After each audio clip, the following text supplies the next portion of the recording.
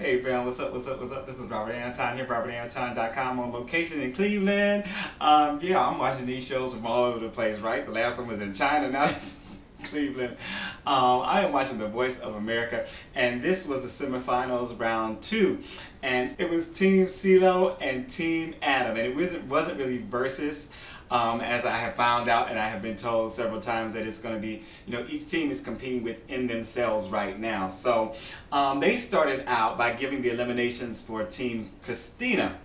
And America saved Beverly McClellan and Christina saved Frenchie Davis, and I think that was just like perfect. And if you look at my last video, you'll see that most everybody was really like crazy over Beverly and Frenchie. So those are very, very good choices to go into the next round for TeamXtina. So first up was Tori and Taylor Thomas for Team CeeLo, and they were singing Boogie Woogie Bugle Boy by the Andrews Sisters. And everybody on Twitter was saying that he made some terrible choices for songs, but I thought this was a decent song considering they were a duo, and they could do the harmonies and stuff like that. But as far as the performance goes, I thought the mic mix was off. The lead voice, the melody voice was a little loud, a little too loud. Yeah, and that wasn't their fault. But they did okay in the performance, but I think the song kind of showed more of their flaws than their strength. I really didn't enjoy it. I heard a lot of bum notes that I didn't like, and a lot of not tight harmonies. I just didn't think it was very good, and again, I just didn't think, it was even close to how great the song is. So I guess I didn't enjoy it. Did you enjoy it? Next up, they had Casey Weston for TeamAdam, and she was singing Black Horse and the Cherry Tree. Yeah, she picked up her guitar, and she gave, for one, she gave a near perfect vocal performance. I thought it was just really great. Her background dancers were killing it, and I thought it was just a vibrant performance overall. Christina actually, for once, because I mentioned last time that they weren't giving any constructive criticism, but Christina gave her some constructive criticism. She was telling her, just don't let the backgrounds overpower her, maybe put down the guitar and come out, pick up the mic and, do her thing. Because I thought when I was watching it, even though the camera started cutting away after a while, that the background dancers were just overpowering her, period. Because they just had all this charisma, they had the moves, they were doing their thing. So, that's, I think, where she was coming from. It was just getting to be a little bit much, and I don't think it was their fault. I think it was just that she wasn't pulling it, out in front. But again, she did give a great vocal performance. Next up for Team CeeLo was Vicci Martinez, and she was singing Jolene by Dolly Parton. Okay, so she also picked her guitar for the start. She was up in the middle of the crowd, it was just her and the guitar, and she sounded just great. Then she handed off her guitar to somebody, and she wandered around the stage. And you know what? She just filled the whole place with all this emotion. I wrote she gave a touching and nuanced performance with a really great vocal. It was just, she really touched me with the song, with the vocal, with her emotions, and just the way she did things. And when she had her big note, she just threw back her head and she just did it, and it was just amazing. I thought it was just amazing. Next up for TeamAdam was Devon Barley, and he was singing Stop and Stare by One Republic. He started out really rocky with a lot of bum notes. I just didn't think it was very good. It got a little better, and then he had some more problems on his high notes when we got to the big part of the song. I just didn't think it was as good as the last two performances, the two girls that just went up, and he was just struggling. I didn't think he had a lot of stage presence. I didn't think he brought anything special to the performance. I thought his nerves were showing a little bit. I just didn't think it was great. Next they had Team CeeLo. He took his he took his group to the spa, to get massages and relax and all that good stuff, right? And then they performed Everyday People by Sly and the Family Stone. And the only person that seemed kind of out of sorts to me was Curtis.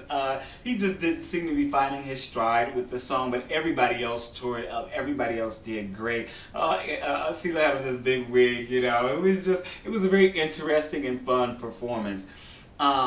Next up performing was Nakia for Team CeeLo, and he was singing Sex on Fire by Kings of Leon. let me tell you, I realize he can do no wrong.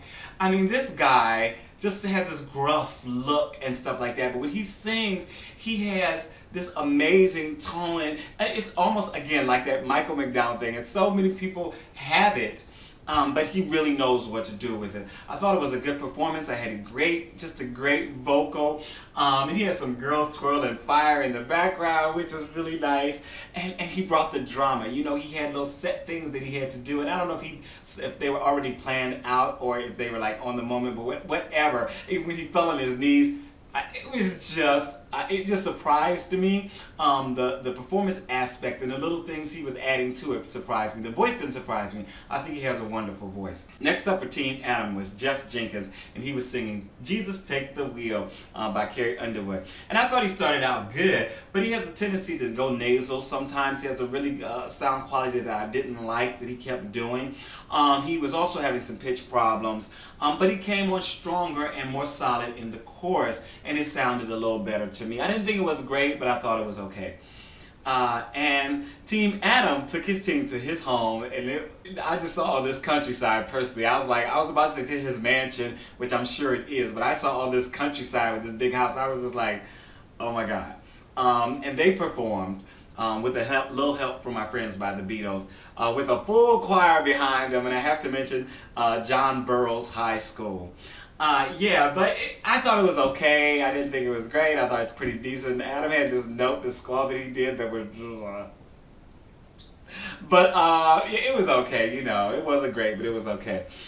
Next up for TeamCeeLo, Curtis Grimes was singing "Addicted to Love" by Robert Palmer in country fashion. Yeah, I wrote the song and arrangement did nothing for his voice or his style. He looked uncomfortable in places. The girls were even looking cheesy to me. You know, I was just like, it was a bad song choice. It was a bad arrangement.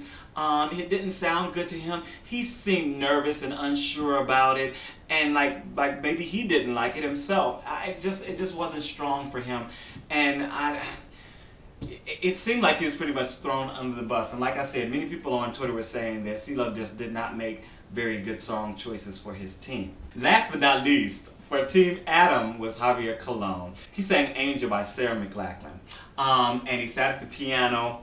I wrote just pretty much something stop, and it was like at the piano, stop. Great vocal, stop. He was making these strange faces, stop. It was just very entertaining, very engaging, pleasing to the ear. He has such a soothing sound. He was doing his thing. Adam was saying, oh, you know, when you go to this part, I want you just to keep it simple and stuff like that. But you know what? Javier took his notes and just did what he felt and sang it the way he wanted to sing it. And it came out wonderful. It was just, he just had all this range and all this beauty and all this natural, I don't know what it is. It's just something special that he has that just sounded wonderful. And I very much enjoyed it. And last up, they had the eliminations for TeamBlake. And I'm just going to go into it. America saved Dia Frampton. Blake saved Xenia. Which, yeah, he gave his reasons for saving her. And I thought, you know what, they're good reasons. He wanted to keep the girls together because he felt like they spurred each other on. But I just didn't think it was necessarily the right choice for his team if his team is going to win.